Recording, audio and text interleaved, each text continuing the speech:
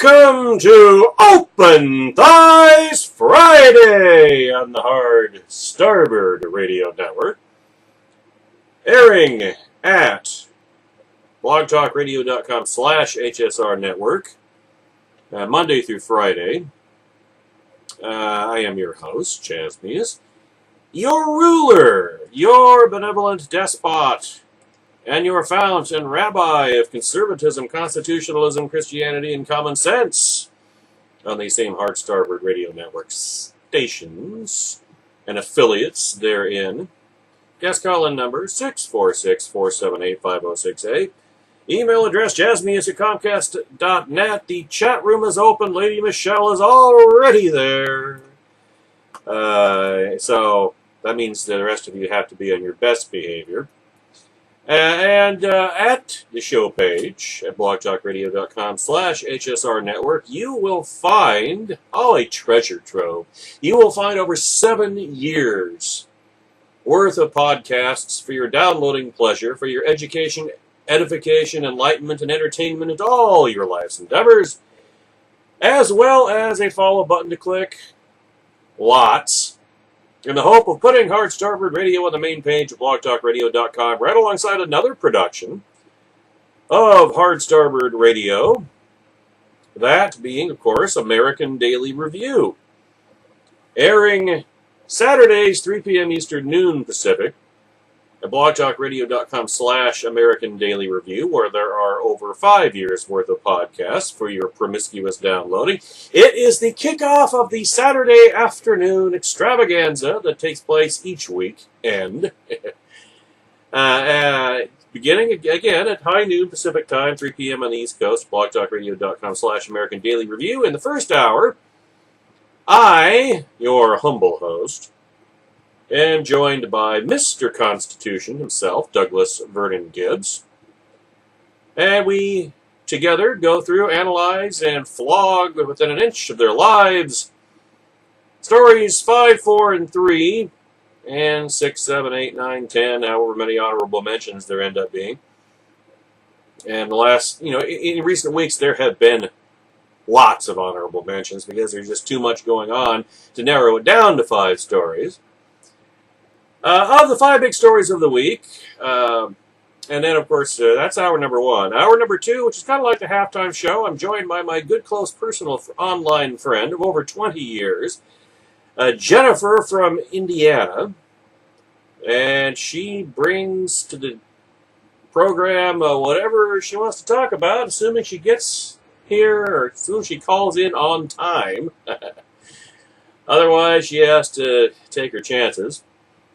But I always envisioned it as being kind of like a halftime show, kind of dialing down the energy for a while and the intensity, and just kind of like having a neighborly chat. It's a nice change of pace for the middle hour of the Saturday afternoon extravaganza. And then, of course, at 2 p.m. Pacific time, 5 p.m. on the East Coast, the tailgate party, the pregame show, Conga Lines Over, from blogtalkradio.com/American Daily Review to KCAA AM 1050 FM 106.7. And that's locally. Globally at kcaaradio.com for the flagship program of the Saturday afternoon extravaganza. That being Constitution Radio with this man.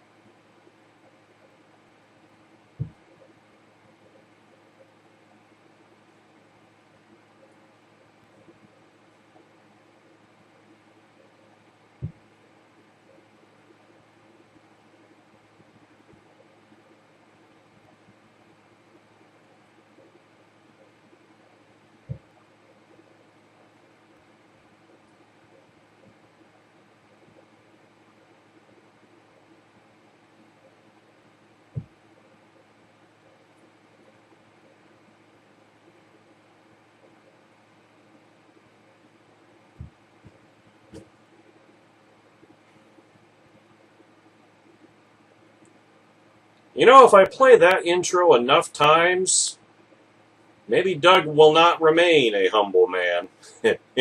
Maybe, just maybe, I will turn him into the faux braggart that is your modest host of the Hard Starboard Radio Network. Now, while working several jobs over the past decade, Douglas Gibbs pursued a calling, learning the Constitution of the United States.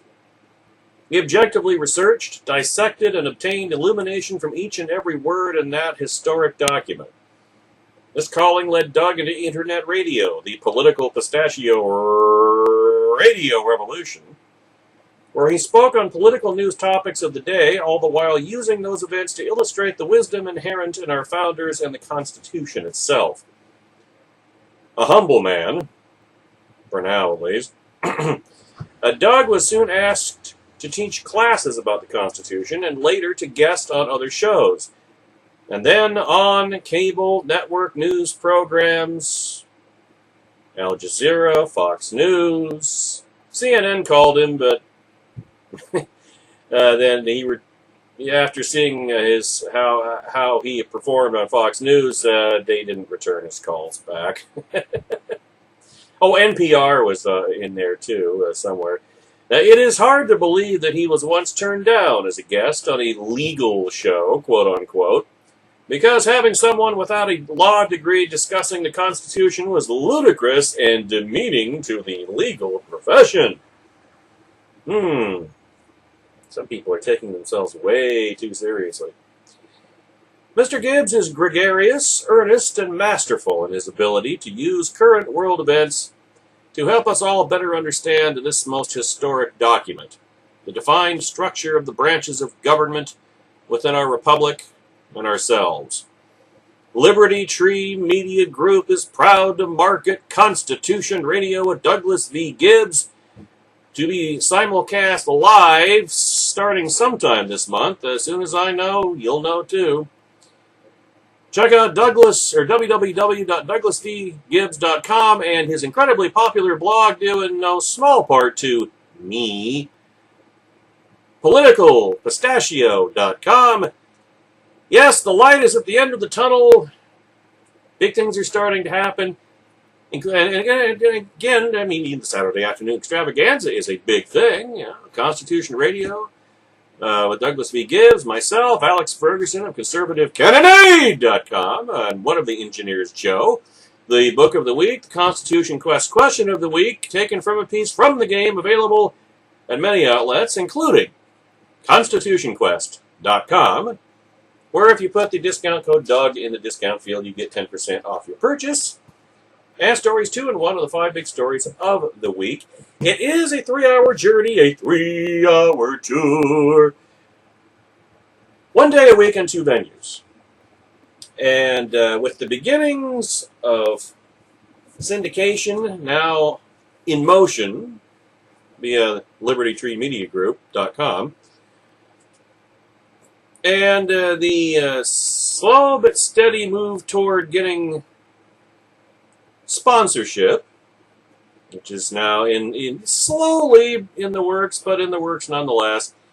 1 day soon it may be a 3-hour program, 5 days a week on one venue, with replays on weekends, as befits a syndicated radio program.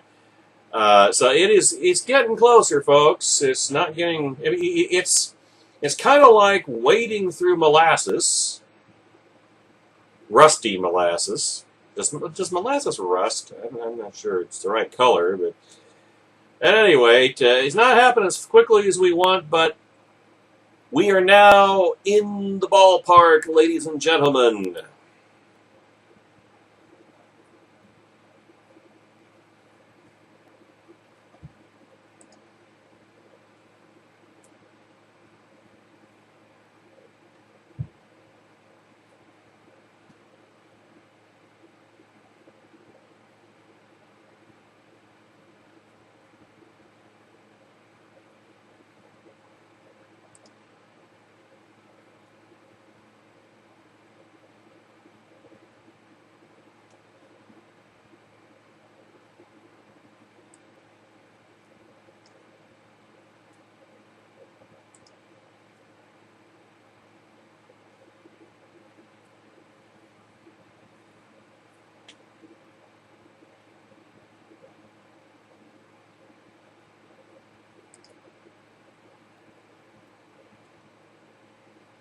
Oh, you know what? Oh, is it back now? No, well, I can't seem to make up its mind. It doesn't respond, and then it does respond. That's just so convenient. Let's see if I can make it work here. This is the Victor Davis Hanson piece I mentioned yesterday on the Thursday edition, the NFL kickoff edition of the Hard Starboard Radio Network. By the way, Seahawks 36, Packers 16. So all you people out there who were just hoping that the Packers are going to the clink and pull off the upset and bolster your narrative of, oh, defending champions always suck the season after. Better luck next week.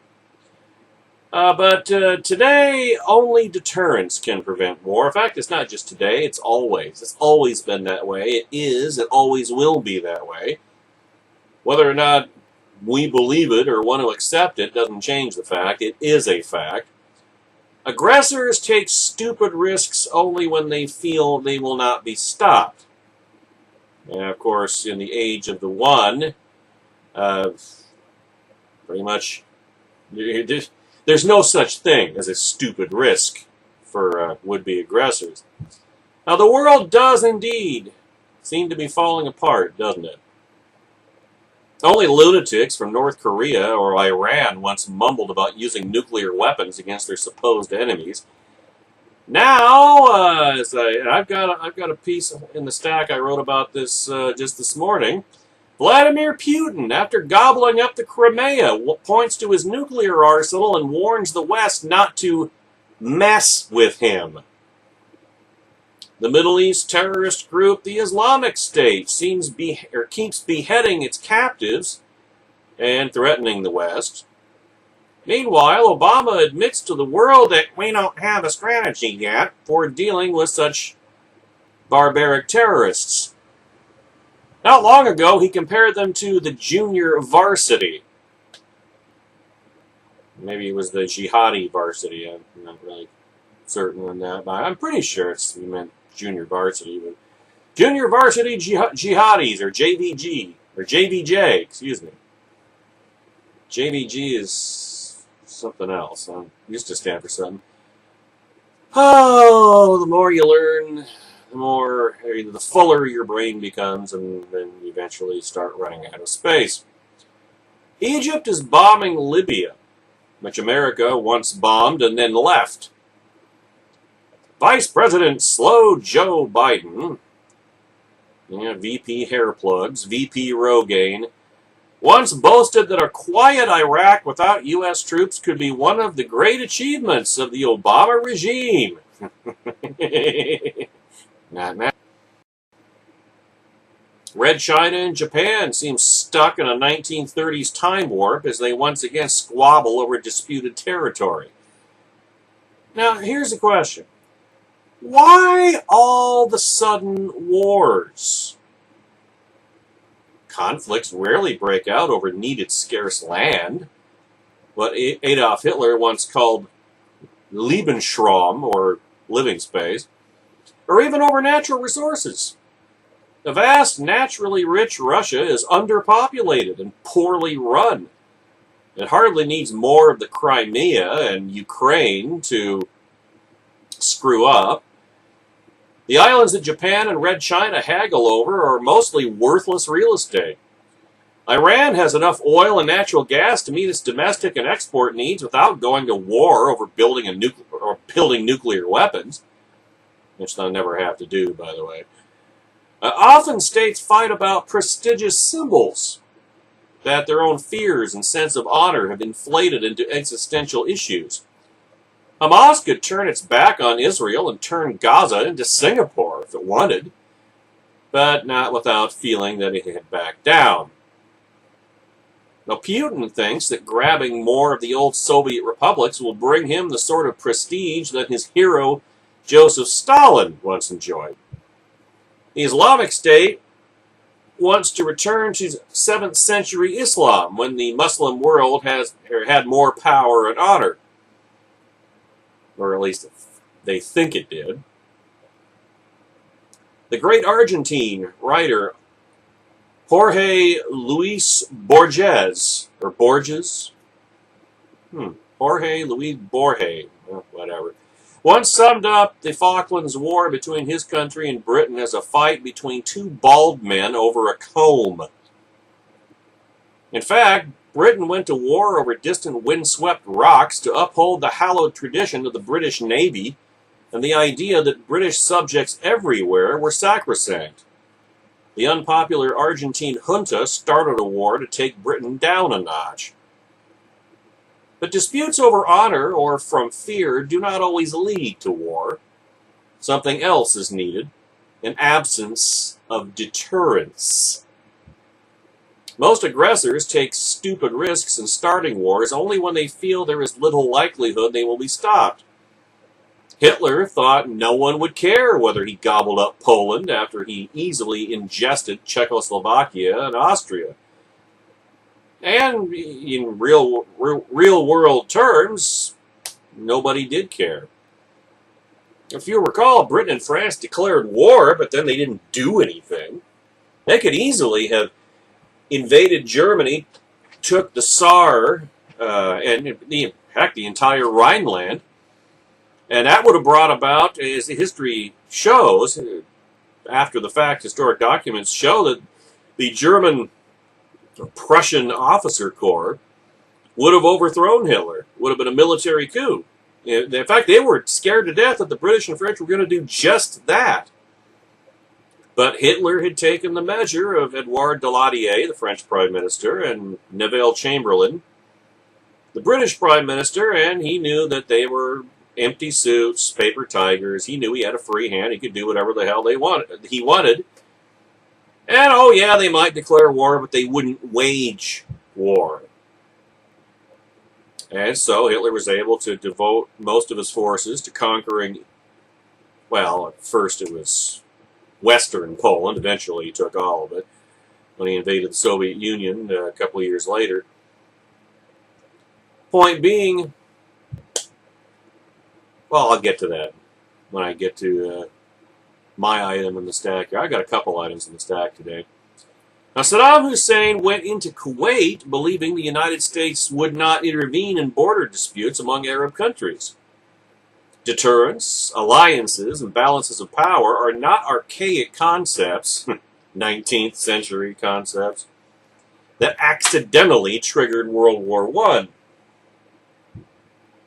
as we are sometimes told. They are the age-old tools of advising the more bellicose parties to calm down and get a grip. Kind of like the statecraft equivalent of a paper bag that you breathe into. Now, what ends wars? Well, not the League of Nations, not the United Nations either. Unfortunately, war is a sort of cruel laboratory experiment whose bloodletting determines which party, in fact, was the stronger all along. Of course, strength is not just physical, it's also strength of will. You know, the stronger country, the stronger combatant in a war, in a conflict, doesn't necessarily win. It's only if they have the will to use their superior strength. That's why the Allies, and especially the United States, won the Second World War. I mean, they were the huge tide of isolationism and intractable for years and years. I mean, it took the attack on Pearl Harbor to finally convince the American people, okay, we're in this and we're going to win it. Yeah, it's just like President Roosevelt put it in his speech asking for a declaration of war. You know, that we shall fight. America and its righteous anger will fight through to absolute victory, or words to that effect. People were willing to do whatever it took. There was the will to win, as there has not been in a single conflict in which this country has ever engaged ever since. There wasn't the will to win in Korea. There wasn't the will to win in Vietnam.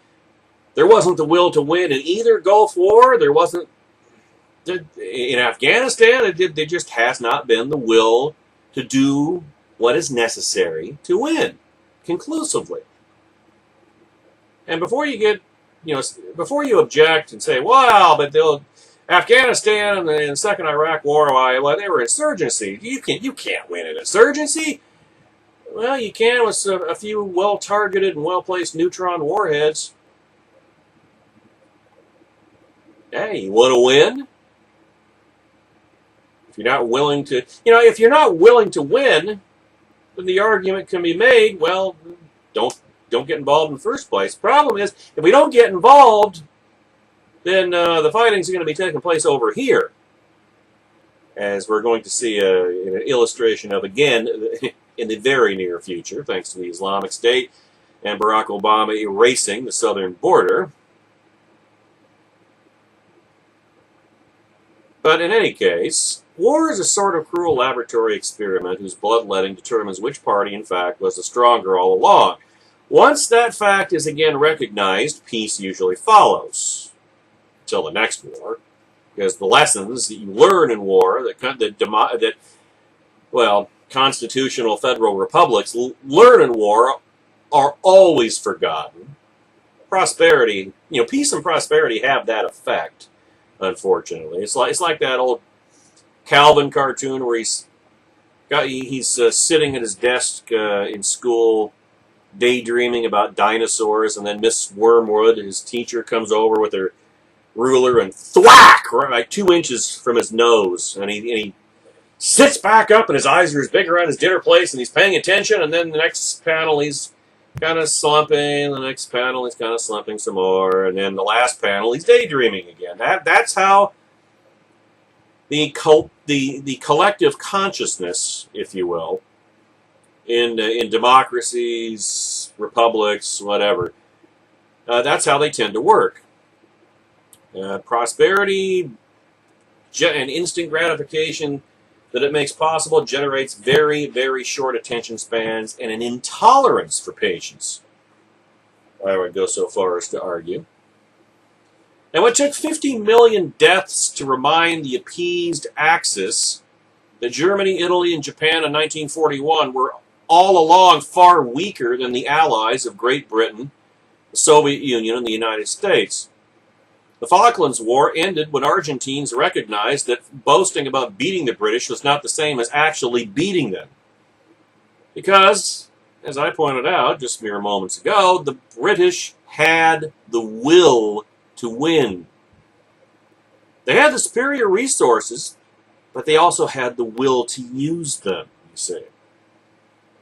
Now, each time Hamas builds more tunnels and gets more rockets, it believes this time around it can beat Israel. Its wars end only when Hamas recognizes that it can't, or, in other words, when they get their asses kicked. War is a reminder of who is really strong and who is weak, or who weak is a savage way to run the world. Unfortunately, that's the way the world has run for 5,000 years, and it ain't going to change anytime soon. Far better would be for peace-loving constitutional governments to remain strong. They should keep their defenses up and warn a Putin and Abu Bakr al-Baghdadi, a Supreme Ayatollah Ali Khamenei, a Kim Jong-un, and others like them, that all a stupid war would accomplish would be to remind such aggressors that they would lose so much for nothing. Although, this time, in this time and place in history, who's stronger? Is the United States still the strongest country on the face of the earth? Well, I hope so, but don't you think there's quite a bit of doubt about that? And we certainly, even if we are materially still, even after 6 years of Obamanomics and the Obama doctrine, there's no will to use it. So what good is it? See, I would argue that the will to win is even more important than having the physical means. Because if you have the physical means but you don't have the will, you're going to lose. If you have the will, but maybe not the entirety of the physical means you need, you might still have a chance. You might have to sacrifice an awful lot, but you'll have a chance. But if you have the material means and you don't have the will, you're screwed. You might as well have no means whatsoever, because you will lose. More than likely, you will kick the can down the road until the can jumps up and does something horrible to you. And then you have the very war that you were trying to avoid, only on your enemy's terms and to your enemy's advantage. That's what happened with Pearl Harbor. It took the United States more than a year to get back into a position to go on the offensive in the Pacific. That's how far back we were set after Pearl Harbor. It's human nature. It really is. I mean, if it's like, just to make a brief aside here. Between 1982 and 2010, almost 2011, really. No, actually, it was 2011. I did not go to the doctor once. Why? Because I don't want to. I don't want to go to the doctor. Well, what do you mean you don't want to go? Well, I might have to do something painful. Or they might require me to. Oh, you got to undergo this. You got to undergo that, and you got to devote time, and it hurts, and it's a nuisance, and what if they find something, and then oh no, you don't want to face possible bad news. But what happens when you keep kicking the can down the road? You end up like I did in the hospital in the cardiac unit, because I had literally come within at least the ballpark of eating myself into a heart attack or a stroke. And then rather than going to the doctor, I had to go to the hospital. I was in the hospital for 3 days. I underwent a cardiac stress test and the whole gamut, and ran up like a $34,000 medical bill, with 95% of which insurance covered, fortunately. But it need not have happened if I had followed the advice of the Autolite pitchman when he said, you can pay me now or pay me later. If you pay me now, it's not going to be nearly as much as if you pay me later. That's the way deterrence works. The cost of deterrence is always less, far less than the cost of a war on your enemy's terms and to your enemy's advantage. If the United States had deterred the Japanese, things would have turned out, things would have hopefully turned out the same way, but there would have been a lot less cost, a lot less bloodshed. Even nuclear powers need conventional deterrence. They or their interests are often attacked, as in the case of Britain by Argentina, or the United States by Al-Qaeda, or Israel by Hamas, by non-nuclear states, for now, on the likely assumption that nuclear weapons will not be used, and on the often erroneous assumption that the stronger power may not wish the trouble or have the ability to reply to the weaker. It's not as erroneous as it used to be, and not nearly as often. We're going to find that out here pretty quick, too. If deterrence and military readiness seem such a wise investment, why do democracies so often find themselves ill-prepared and bullied by aggressors who then are emboldened to start wars? Simple. They don't want to. They don't want to deter. They don't want to invest. Invest in a sufficiently strong defense and conveying the will to use it if necessary that prevents wars. They don't want to.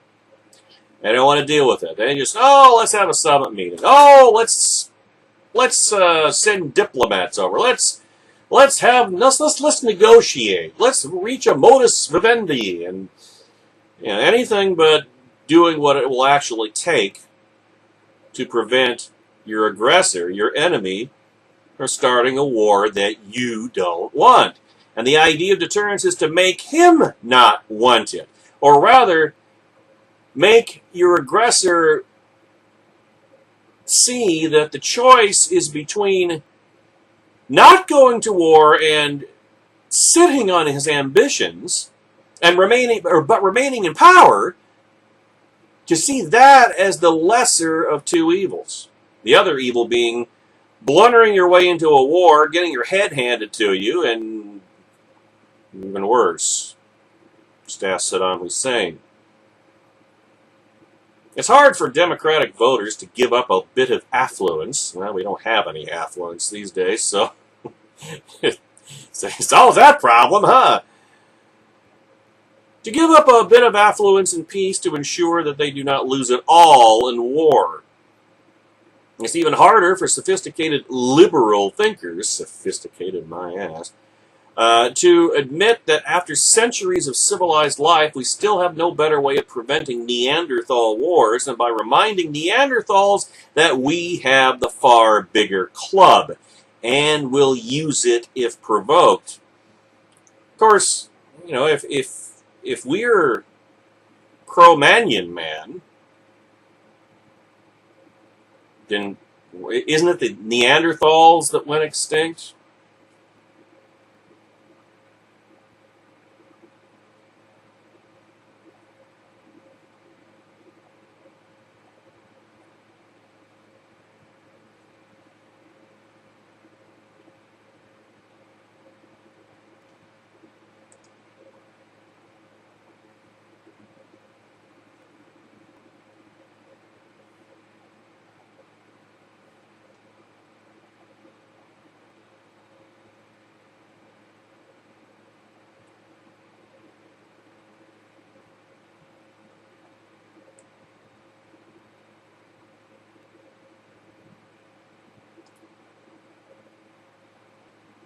The best bumper music in the Alpha Quadrant, ladies and gentlemen, on the Hard Starboard Radio Network. Now, did you see...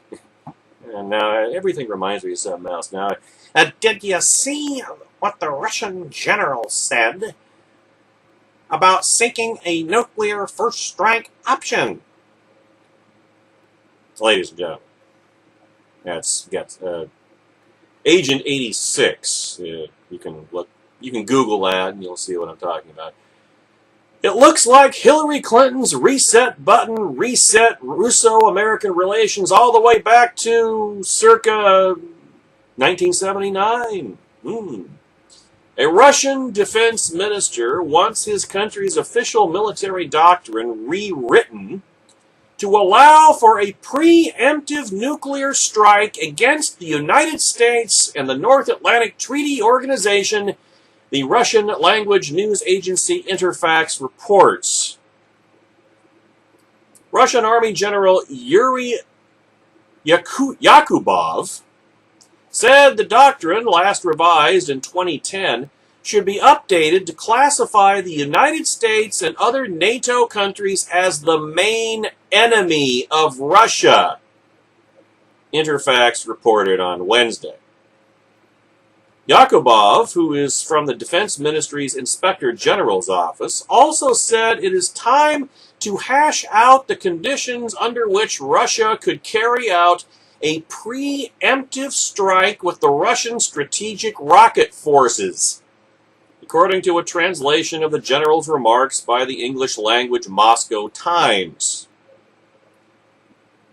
Now, you see, the reason why strength and firm resolve keep the peace, and weakness and fecklessness and confusion hasten war, is all in the perceptions of would-be aggressors of what regional and global ambitions of theirs are possible and attainable. If a strong and confident America, led by a president who declares, "Where then is the road to peace? It's a simple answer after all. You and I have the courage to say to our enemies, there is a price we will not pay. There is a point beyond which they must not advance." A president who says that stands with his country stoutly and squarely in the way of those ambitions. those would-be aggressors will be substantially less likely to risk armed conflict with the United States to try and attain them. If, however, a weak, divided, prostrated America, led by a president who believes that would-be aggressors give a frog's fat leg about international isolation, that historic speeches are a superior substitute for tanks, air armadas, an ocean of carrier battle groups, and more ICBMs than the number of candles on my last birthday cake. Much, much more.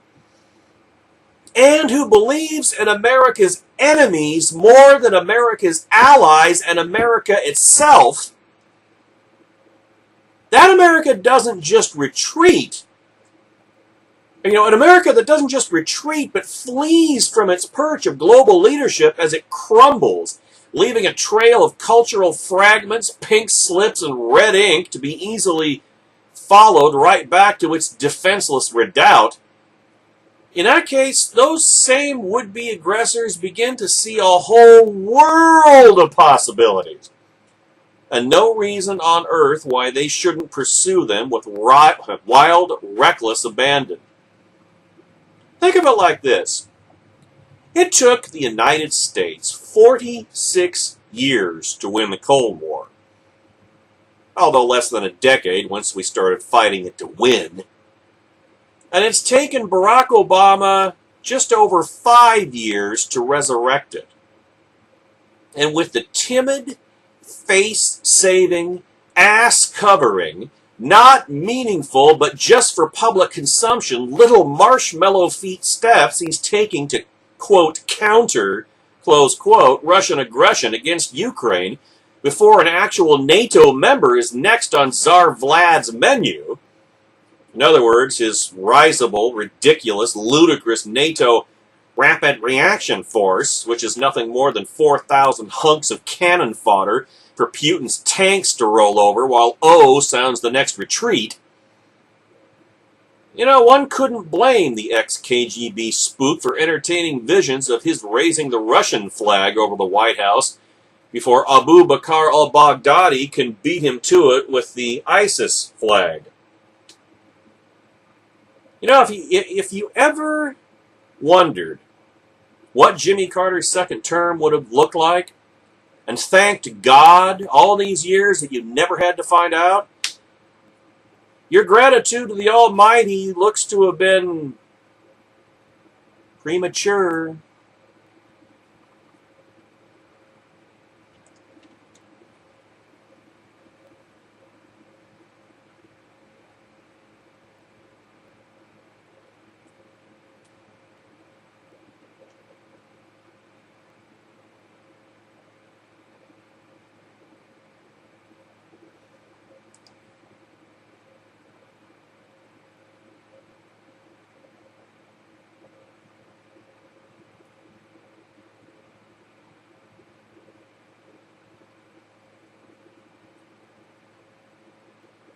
Who said it's an excuse for my forgetfulness? Excuse for my forgetfulness? Hey, it worked the same way for Lazarus Long. After a century or so, he had to cleanse memories out of his brain and make room for new memories. Memory is still, to a large extent linear. I forget now. There's 2, maybe 3 tracks of memory memory engrams. Everything that's exposed to a brain is remembered, is recorded in that brain. Then after that, it's just a question of recall. And needless to say, nobody, least of all I, have total recall. Of course, if I did have total recall, I'd probably be living on Mars. So, which actually, given the way things are going these days, personally and in the world, that might not be such a bad option, provided there was any place to stay. Certainly wouldn't be Ukraine. I wonder how many Ukrainians wish that they could emigrate to Mars. After being thrown to the wolves, written off, by Barack Hussein Obama, as Dr. K, Charles Groundhammer, writes about in a syndicated column today in the Washington Post. At his first press briefing, changes the meaning of the phrase completely. At his first press briefing after the beheading of American James Foley, Barack Obama stunned the assembled when he admitted, this was a week ago last night, he admitted he had no strategy in Syria for confronting the Islamic State. No strategy in Iraq either. Yet it was not nearly the most egregious or consequential thing he said. Idiotic, yes. You are the leader of what used to be the free world. Even if you don't have a strategy, indeed, especially if you do not admit it publicly. However, I guess that means he is so smart he doesn't need a strategy. He'll just wing it. Because that's worked so well up to now. However, if Obama is indeed building a larger strategy, an air campaign coordinated with allies on the ground, this does take time. George W. Bush wisely took a month to respond to 9/11, preparing an unusual Special Ops Northern Alliance battle plan. And guess what? That brought down the Taliban inside of 100 days. We'll see whether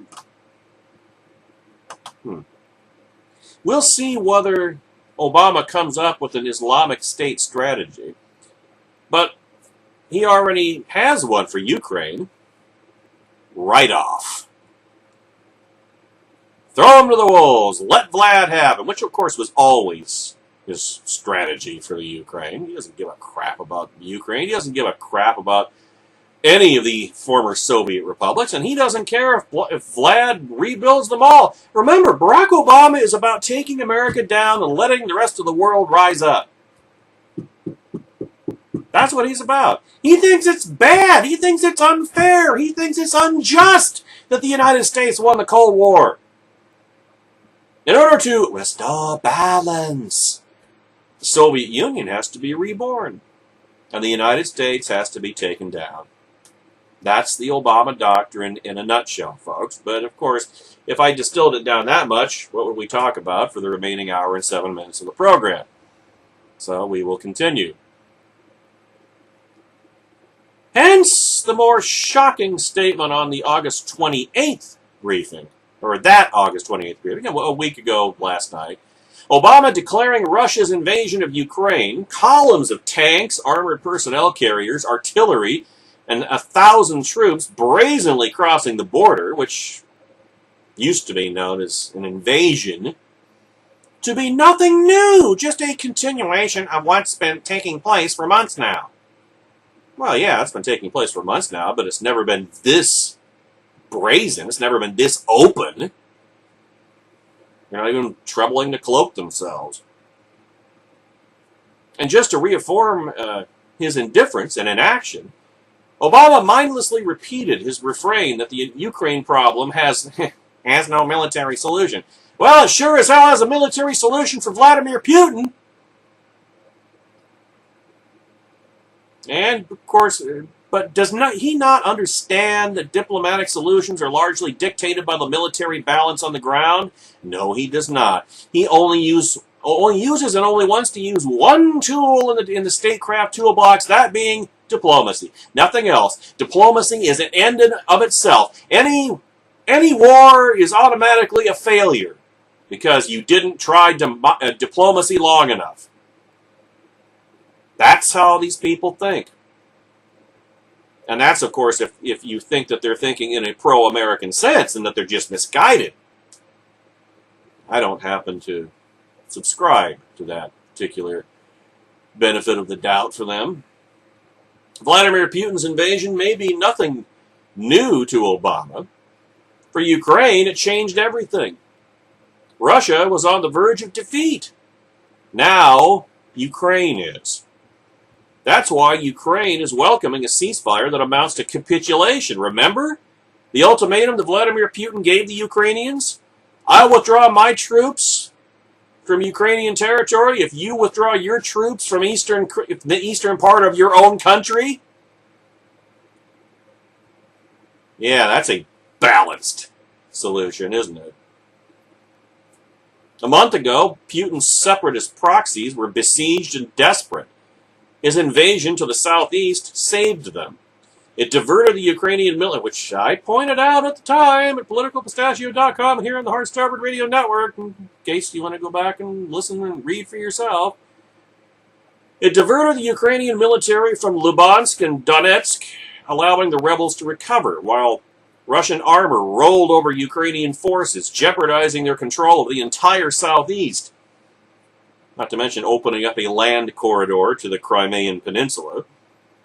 Putin even boasted that he could take Kiev in 2 weeks. He's probably lowballing it, actually. But why bother? He's already fracturing and subjugating Ukraine, recreating Novorossiya, or New Russia, statehood for which is one of the issues that will be up for, yes, diplomacy. Which makes incomprehensible Barack Obama's denial to Ukraine of even defensive weapons. I suppose he could carpet bomb them with food again, like he did with the Yazidi sect in northern Iraq. He won't even give them small arms. He won't even give them anti-tank or anti-aircraft missiles. Maybe that's because we don't have any left ourselves. Huh? Indeed, his stunning passivity, it's not stunning to me, Dr. K, in the face of a dictionary definition, invasion has not just confounded the Ukrainians, it has unnerved the East Europeans, who are, of course, next on the menu. Hence Obama's reassurances on his trip to the NATO summit in Wales that provided absolutely no reassurance. First up, Estonia.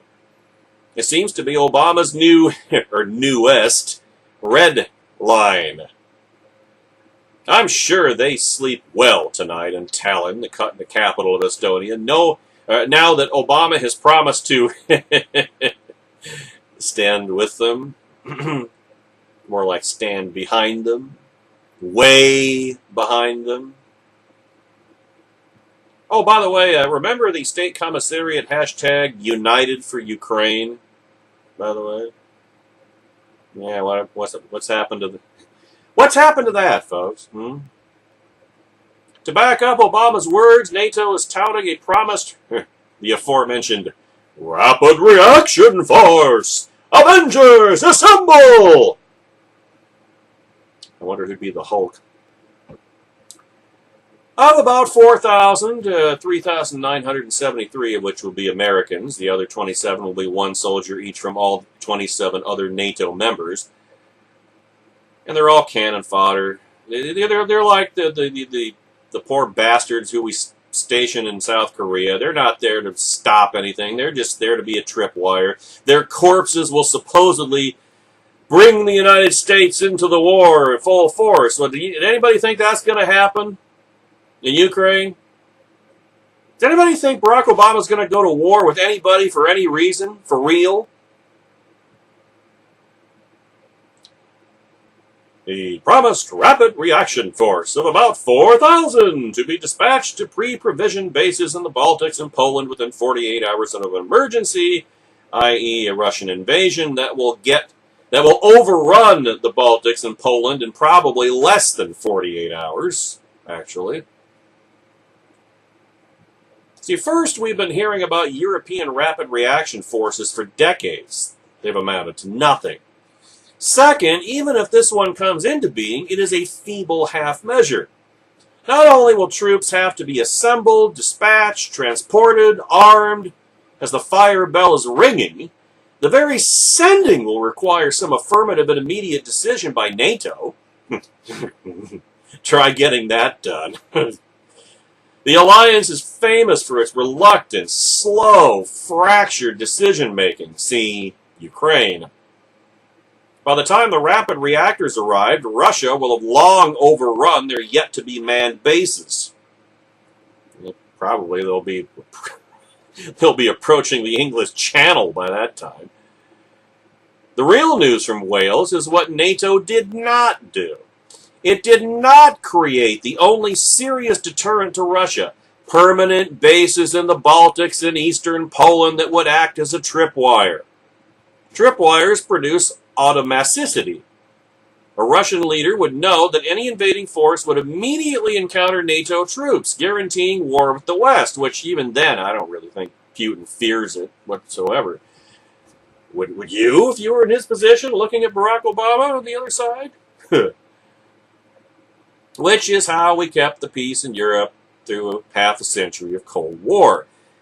U.S. troops in West Germany could never have stopped a Russian invasion, but a Russian attack would have instantly brought America into a war Russia could not be certain that they could win. Deterrence, hello, is what keeps the peace in Korea today. Even the reckless North Korean leadership dares not cross the demilitarized zone because it would encounter U.S. troops and trigger war with America, although that's questionable now, you have to conclude. Which is, of course, the whole point. See, that's what deterrence means. And what any rapid reaction force cannot provide, and is not designed to provide, which is, again, the whole point. In Estonia, in Poland, as today in Ukraine, it will be seen for what it is. A loud declaration of reluctance by an alliance led by a man who is the very embodiment of ambivalence at best, treachery at worst. We'll be back.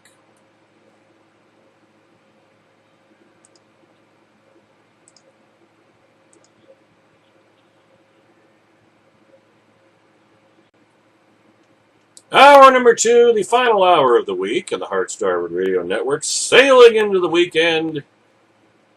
And the Saturday afternoon extravaganza tomorrow in just 19 hours and 53 minutes from now at blogtalkradio.com/American Daily Review.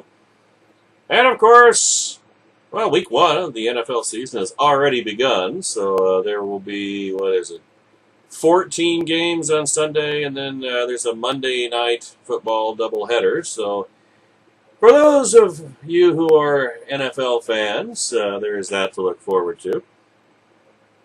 But now, did you know this? Now, this ties in with another thing I've been saying for a long time. It kind of squares the circle to a degree. ISIS, the Islamic State, is using, guess what? The Snowden leaks. Remember Edward Snowden?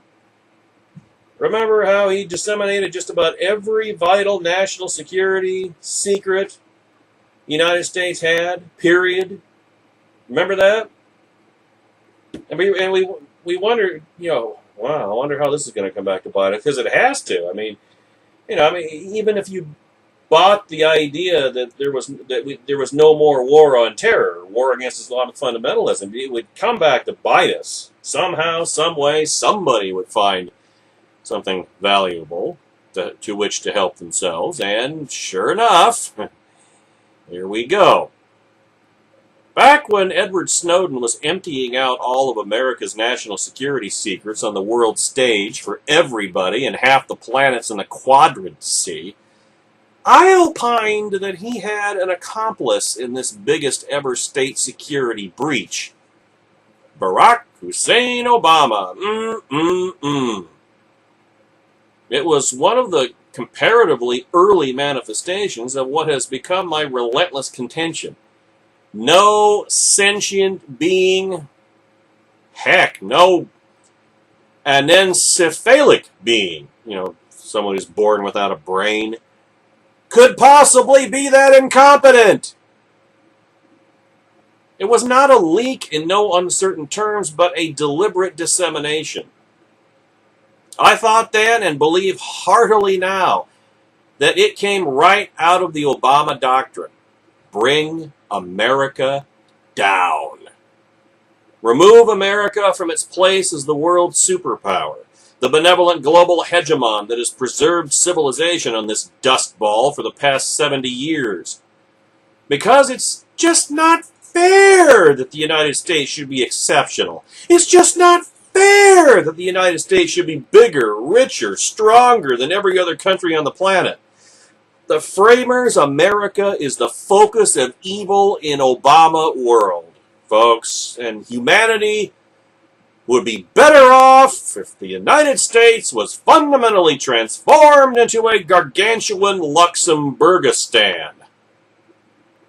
That's how the left thinks. That's what Barack Obama believes. And accordingly, we did not deserve and are not entitled to any national security secrets whatsoever. And so the one either turned Snowden loose or did nothing to impede his muck-raking. Either way, all our cats were out of the bag. And you just knew that sooner or later, for somebody, that would most definitely come in handy. The Islamic State is able to evade U.S. intelligence and is harder to catch because the terrorist group has clearly capitalized on the huge leaks by former National Security Agency contractor Edward Snowden, a former top NSA official said Thursday. Much of the information Snowden leaked disclosed how the NSA eavesdrops, Inglis said. This included former South Carolina Republican Congressman Bob Inglis, I believe. This included spying on internet communications as well as on social media. Some of the data he provided to the Guardian newspaper in London and to the Washington Post, for instance, provided precise details on how the United States tracks Al-Qaeda, according to the Times, the Washington Times. ISIS relies heavily on the internet for its internal communications and to publicize its propaganda. The terrorist group, also known as ISIS, or ISIL, is Islamic State of Iraq and the Levant, which implies that it actually ought to control all of Syria, plus Lebanon, plus Cyprus, plus part of Turkey. You wonder why the regime prefers ISIL as opposed to ISIS or Islamic State? Kind of makes sense, doesn't it, when you stop and think about it? ISIS posted videos of the beheadings of two American journalists, James Foley of Rochester, New Hampshire, and Stephen Sotloff of Miami, Florida. Now, Snowden went way beyond disclosing things that bore on privacy concerns, Bob Inglis told the Washington Times. Sources and methods is what we say inside the intelligence community, the means and methods we use to hold our adversaries at risk. And ISIS is clearly one of those adversaries. Inglis, who retired in January, continued, having disclosed all of those methods, or at least some degree of those methods, it would be impossible to imagine that as intelligent as they are in the use of technology, for 7th century berserkers, in the employment of communications for their own purposes, it's impossible to imagine that they wouldn't understand how they might be at risk to intelligence services around the world, not the least of which is the United States. Now, don't flip out, ladies and gentlemen. I'm not saying, and I'm not going to attempt to say, or to tie Red Berry's loosey-goosey intelligence safeguards, or lack thereof, directly to informing Abu Bakr al-Baghdadi of every last scrap of classified American security information, all the way down to what sort of pie they're serving in the CIA commissary. It's apple pecan, by the way. Because that would fall into the running up the score category. Nor did His Infernal Majesty need to be a clairvoyant about the rise of the Islamic State. Why? Because there is always a next enemy. There is always a next war, especially when the war against Islamic fundamentalism. Barack Obama has repeatedly and alternately crowed about having either won or ended is still very much ongoing. Always was, really. And it still very much hangs in the balance as to who is ultimately going to win this clash of civilizations, although there's less and less doubt all the time, and we're not the ones on the better end of that, if you want a hint. He knew America's treasure trove of secrets would be useful to somebody, and that would put a big fat check on and impose a great big counterbalance to what he sees as the real evil empire, and eventually punish us for all our collective sins, quote unquote. O's latest mission accomplished banner is but a few mushroom clouds away, ladies and gentlemen. But please, please don't get the idea that King Hussein is completely bereft of state discretion. He knows very well and is ruthlessly diligent about protecting secrets from the real enemy. Who am I talking about? You know who. The Obama administration is scheduled to brief members of Congress about the Islamic State today after the beheading of 2 American journalists, but several Republicans on key committees involved told Newsmax yesterday that they knew nothing about the classified session. I've received no notice of any such briefing, said Pennsylvania 10 Representative Tom Marino to Newsmax. As a member of the House Foreign Affairs Committee, I am disgusted that this administration refuses to engage with Congress on a critical national security issue where we could potentially agree. Probably not, but at least the potential is there, I guess, technically. Unfortunately, that's nothing new, Marino added. We know that this president would rather use and abuse executive power than have discussions with the elected representatives of the American people. Kevin Fogarty, a spokesman for New York 4 Representative Peter King, said that the congressman was not informed of the meeting or briefing. King sits on the House Intelligence Committee. The spokesman for a Republican member of the Armed Services Committee told Newsmax that the congressman was not told of the briefing, and you can see where this is headed. Now, no House Republican that Newsmax contacted indicated that they had been invited to this classified White House briefing. The only 2 answers were either, "This is the first I've heard of it," or "No comment," which is pretty much the same thing, only more fratricidally infuriating. Now, why, pray tell, would the White House seek to brief only Democrat members of Congress on its absence of strategy vis-a-vis the Islamic State and keep their Republican colleagues, quote-unquote, in the dark not only about the contents of said briefing, but about its very existence? Yes, I'm sure the ones trademark governance by double extended middle fingers. No, I'm not going to do that for the Jasmius Cam. Don't worry. Standard operating procedure. I'm sure that's part of it. But it could not be more obvious, at least to me, that this is an intra-party woodshed session as well. Recall that even Democrats, up to and including Senator Al Franken, no less, have been riding the ragged edge of blasphemy against their demigod and highly affrontive, "No strategy?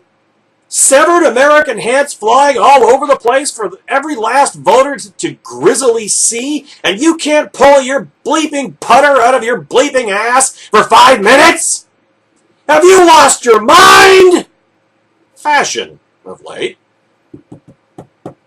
This classified White House briefing, quote-unquote, is at the very least a "don't worry, folks, you've got me" reassurance gesture.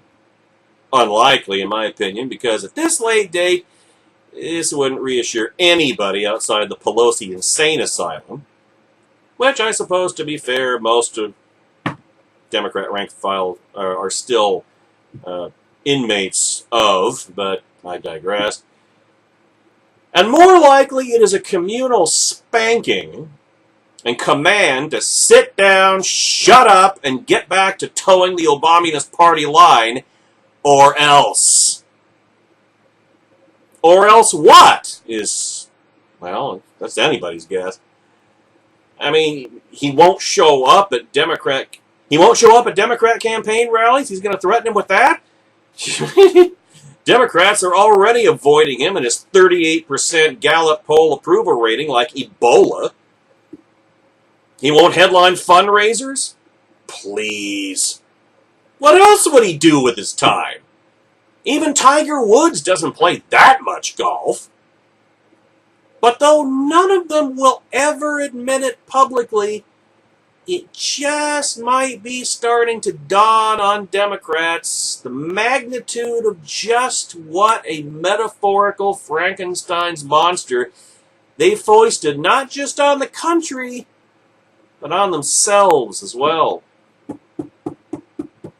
It was House Democrats' turn 4 years ago. Now it's the Senate's turn. By the way, latest polls indicate that the Republicans would pick up 7 seats. So you'd be looking at a 52-48 Republican majority in the next United States Senate, for whatever that would be worth. Now, when ISIS is, well, sticking it to hairy greed is never a bad thing.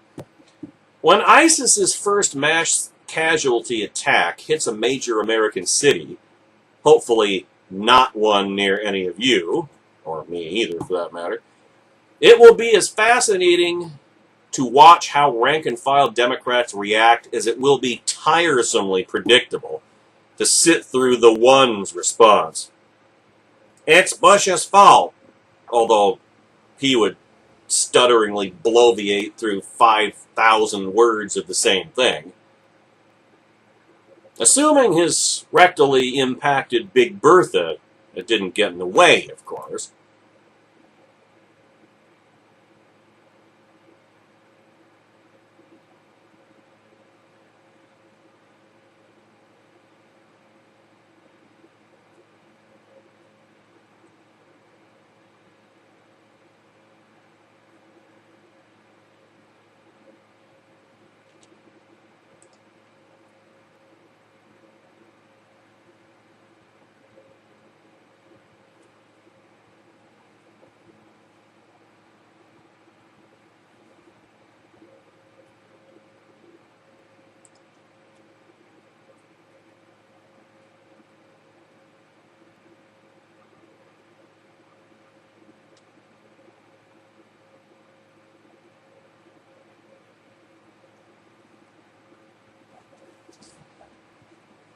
Yeah, that's the latest thought. That's the latest speculation. Of course, Joan Rivers passed away yesterday at the age of 81. In fact, I neglected to mention that yesterday. That's my bad.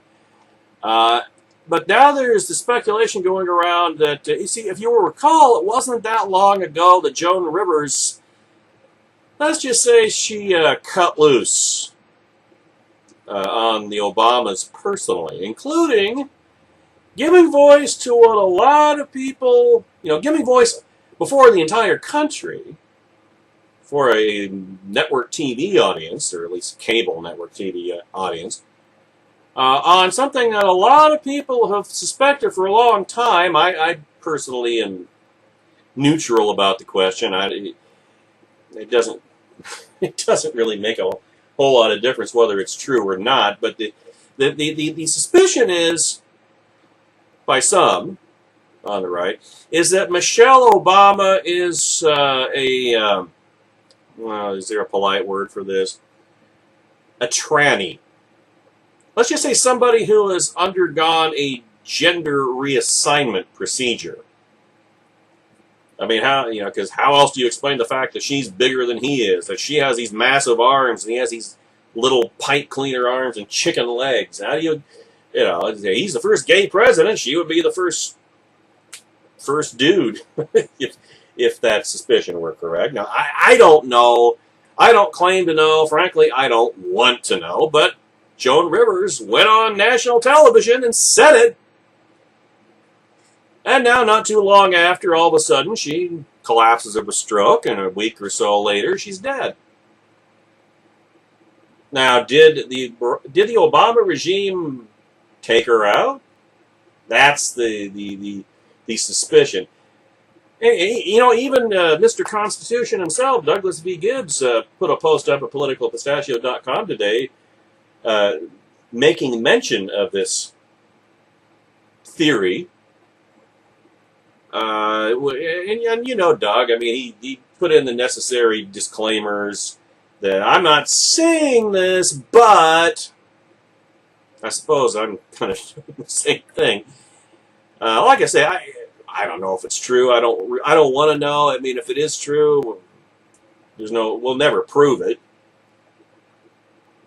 I mean, who knows? Maybe they both did, and Mia and Sasha, or Mia, whatever, and Sasha in private referred to the president as mommy, and the first dude is daddy, or dude, it would be. Oh yeah, well, you know, that I do remember the medical term for a gender reassignment in that direction is called an addictomy.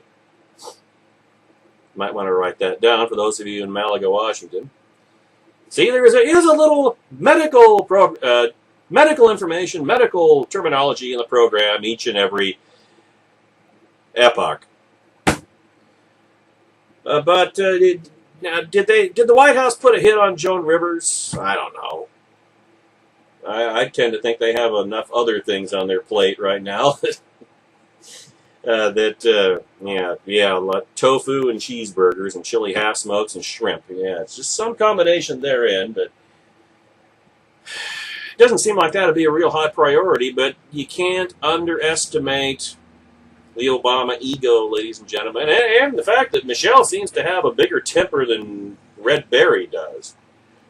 Quite honestly, so I mean, I don't know if they go to that length. I mean, that's the kind of thing that you wouldn't think would be that difficult to dig out. But then, on the other hand, it would be entirely plausible. I mean, Joan Rivers was 81 years old, so I mean, you know, people tend to die at age 81, or you know, once you get above the age of 80, certainly death is a lot more likely. So. Maybe it was a Botox overdose. I don't know, a cumulative thing that just some of it got loose and filled up her lungs, and she couldn't breathe. I don't know. Maybe it got into her brain and calcified her. Who knows?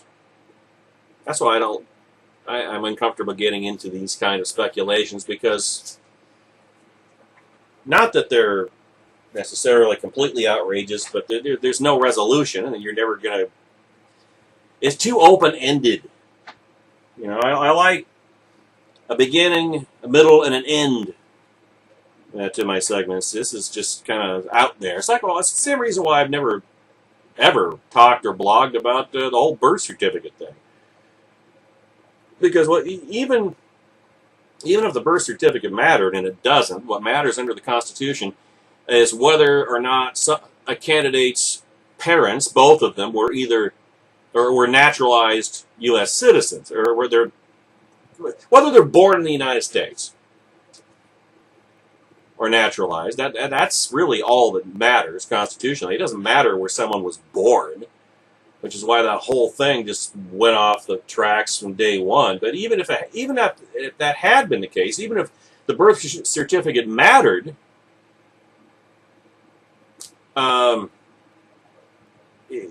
possession is 9/10 of the law. You're not going to get rid. Nobody is going to throw Barack Obama out of office because of his birth certificate might not have, because he might not have been born in Hawaii like the birth certificate he finally produced 3 or 4 years later claimed. You're not going to throw him out of office. You're not going to get him out of power that way. So what's the point? I want practical results. So does Andrew Malcolm at Investors Business Daily. today. For someone who entered America's national life as a bright man who was a real good talker, allegedly, actually, that was everything that was hyped about Barack Obama has proved to be completely overrated. You ever notice that? Completely overrated, including being a real good talker. Barack Obama might be a decent reader. He's not a good talker. Yeah, trust me. If you want uninterrupted eloquence without, uhs or stutters or pauses, or, if you want Churchillian eloquence, that wouldn't make for good radio necessarily. I suppose it makes a good political speech, but then that gets back to the fact that Barack Obama really isn't a good talker. When he talks extemporaneously, you find out how not smart the man really is.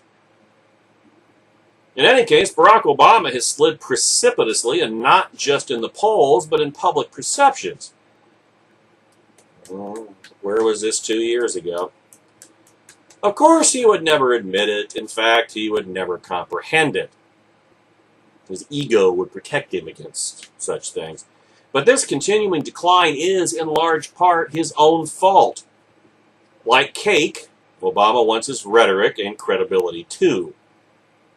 During a Wednesday news conference in Estonia, Obama was asked if he had a strategy. They actually asked this question. We know he doesn't have a strategy for ISIS. Does he have one for protecting Estonia against Vladimir Putin? No, I don't have one of those here either. Can I play through now? No, he does not have a strategy yet to address the rampaging barbarism of the Islamist terrorist group known as ISIS, or the rampaging barbarism of the Russian army, or pretty much anything else. Not the Chaikovs, not the Nokos, not Al-Qaeda, not the Iranian oligarchy, nobody. He just wants to be left alone to play golf and go to fundraisers. Why can't anybody leave him alone? Doesn't anybody know what his job really is? Seriously, do you people think that his job is to be an American president?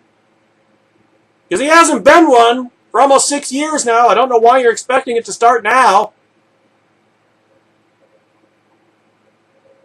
The American president, the anti-American president, proceeded to utter the toughest words yet about what he has in mind for the murderers of thousands of innocents, including 2 American journalists in recent days. The heartless herds of gunmen were to be, in effect, expunged from history. Then, fewer than 10 minutes later, from the very same podium, Obama waffled like the entire international house of pancakes, describing a much different, far less lethal future for these bad guys. Which version is real? Why drastically different descriptions? Only your hairdresser knows for sure. Calgon, take me away!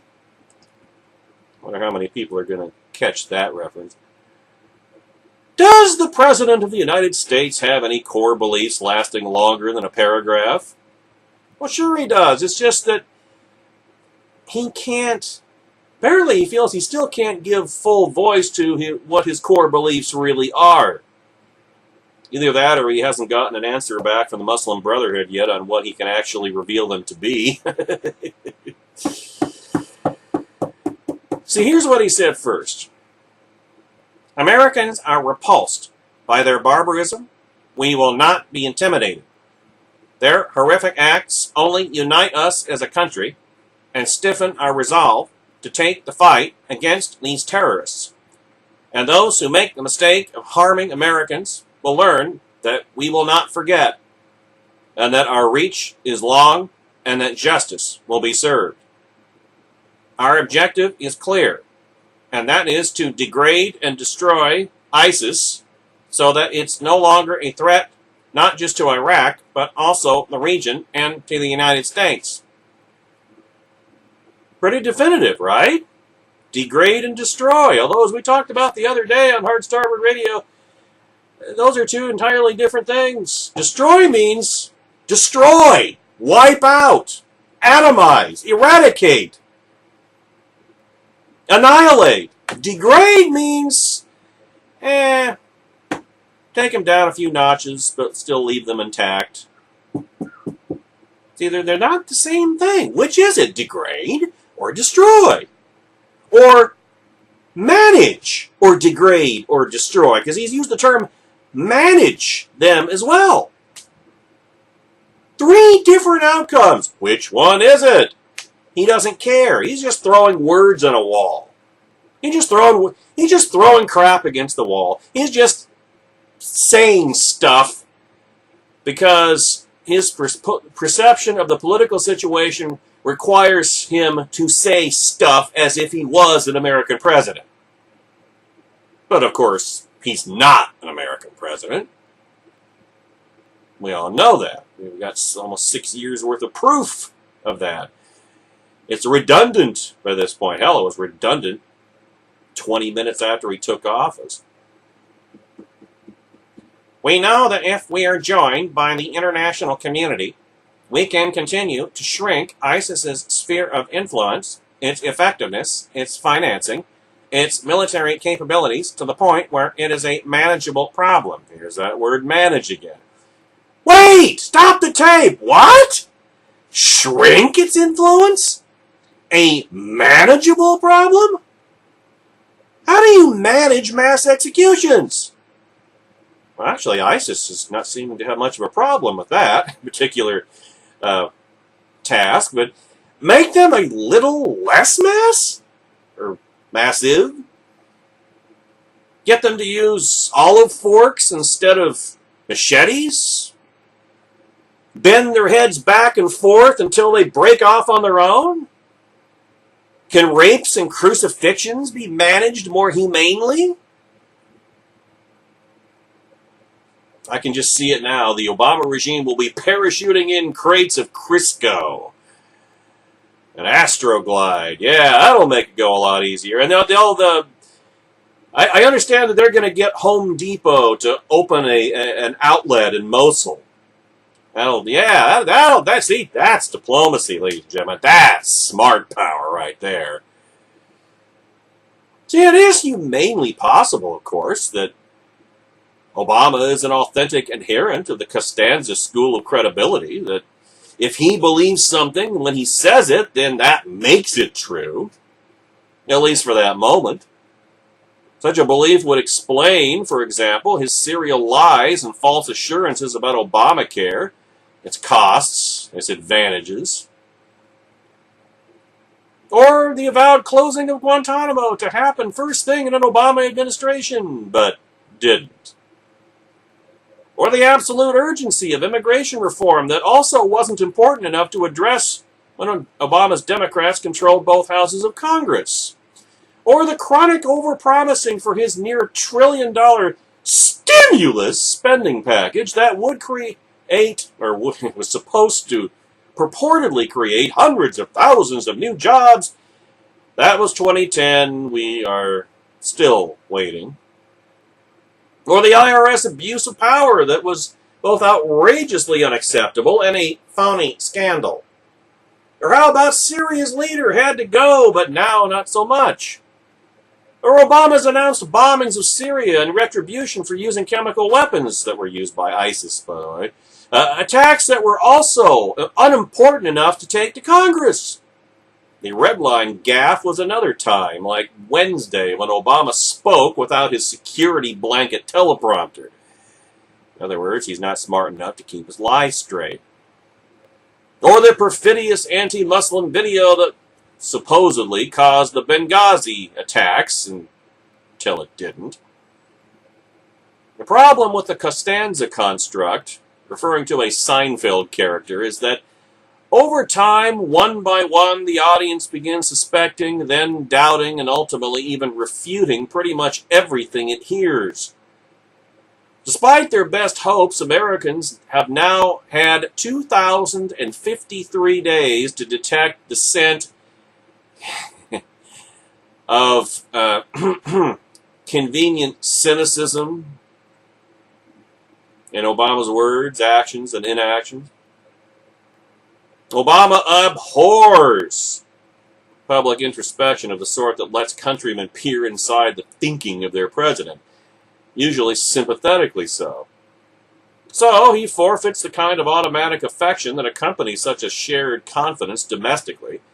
His aloofness can be mistaken for superior intellect, although I gotta wonder how many people are doing that anymore. Barry, I'm laughing at the superior intellect. Instead of what it really is, an assumed attitude cloaking tepid confidence, or active metastasizing malevolence, which is the direction in which I lean. The problem for the United States is that others abroad, free of our political correctness, see through Obama's words instantly. That would be our enemies. Remember last spring when the U.S. president proclaimed Vladimir Putin's annexation of Crimea to be unacceptable? Now, undeterred by the Americans' hollow words, Russia's leader is moving to absorb eastern Ukraine. How far will Putin go to neuter NATO? That's not the question. How far will Putin go to conquer NATO? And who will be next to pop Obama's word balloons? Kind of reminds you of that adage about if a tree falls in the forest and no one is there to hear it, does it still make a sound?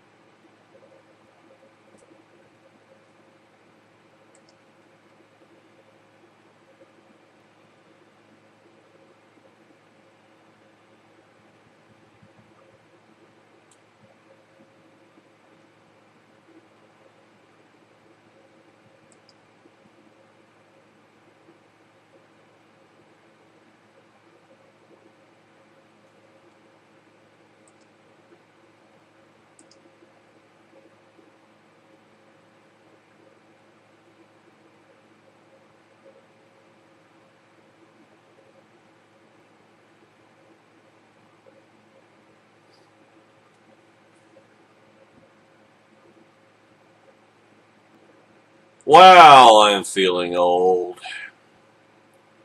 I'm looking at a picture of Michael Austin. Let me just go down to the bottom of the page and make sure I get this right. Michael Austin, it doesn't say anything at the bottom of the page. Well, Michael Austin is apparently a staff writer at National Review Online, and you will never see a more perfect, classic example of the epitome of the young, fresh-faced, freshly scrubbed young person than Michael Austin. I wish you could see the picture I'm looking at right now. Oh my goodness gracious. You know, if he was writing for Slate, I would call him the epitome of the androgynous metrosexual. But, you know, he's writing for NRO, and he does look male. Barely. What he looks like is young. I'm not questioning his sexuality or anything. I'm just saying he looks young. Wow. You know, there are times I don't know if I've ever been as young as this kid looks. And he's got the job writing at NRO. Except for injustice. But he does have a good piece today about American declinism, which is another euphemism for the Obama doctrine. It's hard to tell whether the front page Sunday Washington Post story about Karen DeYoung and Dan Balz, B-A-L-Z, on Obama's response to a world in crisis is an exercise in damning with faint praise or putting lipstick on a pig.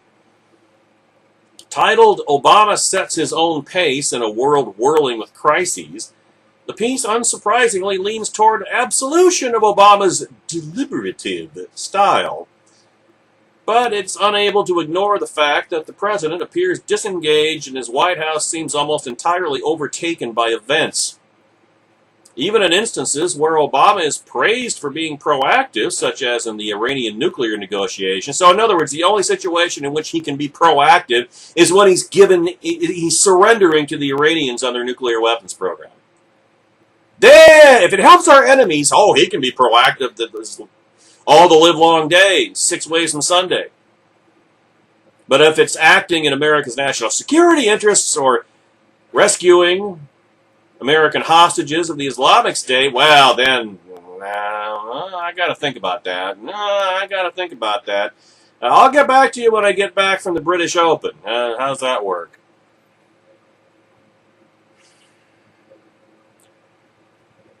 The resulting picture is of a 60-year president with still seemingly enthralled to a pseudo-academic approach of strenuously parsing options and undertaking ostensibly measured responses. All of that is part and parcel of the Washington obsession with peeking behind the doors of the Oval Office, which has an entirely different connotation now than it did under Bill Clinton. The article is you ever wonder why nude pictures of Bill Clinton have never showed up online? Ever wonder about that? Not that I'm interested, but it just seems like that should have happened. I mean, he's been 14. Well, how long has the internet been around? They spent 20 years now. You'd think something would have showed up by now. I tell you, that's one Google search I have never done, and I'm never gonna. I can promise you that. September the 5th, 2014, never gonna do that Google search. Let somebody else do it. That's for them. The article is noteworthy, however, for offering yet more evidence of an increasingly popular intellectual take on U.S. decline. This is, in other words, selling U.S. decline. In this reading of Power and Politics, no president successfully can deal with the perfect storm of messy problems, lousy options, ambivalent allies, and a skeptical public, in the words of James Lindsay, a vice president at the Council on Foreign Relations in New York. Similarly, a Stanford University historian, David Kennedy, offers another excuse for the flailing about of U.S. policy by asserting that it's difficult to virtually to the point of impossibility to have a grand strategy in a world that is so fluid and in which we no longer wield the power we once had. Well, who's responsible for frittering away that power? Scooter. In such exculpatory logic, being able to do less means having no choice but to do less, which of course is the whole point of the Obama doctrine. In other words, it is a small step from that view to a conventional wisdom, i.e. Beltway, assessment that it is the right choice to withdraw more from the world for the risks of action appear to outstrip the costs of inaction. What remains then are the singles and doubles, the small ball and limited achievements in foreign policy that Obama himself began touting earlier this year after his trip to Asia. Being reactive and achieving minimal success is now praised as the most prudent approach and the only realistic expectation in response to such a dangerous and complex world. Moreover, such thinking almost naturally lends itself to a position long advanced by liberal internationalists. A weakened and challenged voting challenged maybe, United States must, as well as should, offset its disadvantages by working ever more closely with international institutions and in multilateral fora, both to build legitimacy and to lighten the burdens on America. There is some common sense in all this, of course, and certain, if you accept the premises, and certain things that conservatives, among others, well, no, I don't find anything praise about it. When you grow up, Junior, you'll figure that out. From a broader historical perspective, it will probably be unremarkable to future observers that American policymakers decided to retrench in the 20-teens After difficult, costly, and controversial military campaigns in the 2000s, well, history is written by the winners, I suppose. Just as it is understandable that President Bill Clinton's refusal to take serious military action against al-Qaeda in the 90s led ultimately to 9/11 and a 180-degree turnaround in policy by the Bush administration. Oh, the pendulum theory of history. However, the new intellectual minimalism too often seeks to ignore the current regime's policy failings and bad decision-making, not to mention unrealistically looks to the rest of the world for actions that it cannot and will not take. Retrospective criticism can never be proved either right or wrong, but it seems increasingly clear that the Obama regime's failure to maintain U.S. forces in Iraq after 2011 created a security vacuum that the Islamic State has now filled. Nor did the president and his advisors take seriously the threat from that JV jihadist team until its success in Iraq and Syria and its butchery became impossible to ignore. Similarly, Obama's red line debacle and failure to get involved early on in the Syrian civil war, which would have been a mistake, not only emboldened ISIS, but allowed jihadists to infiltrate the opposition. There was no other opposition, actually, no meaningful opposition. Ensured the survival of Bashar Assad and created a humanitarian disaster, which is going to happen regardless.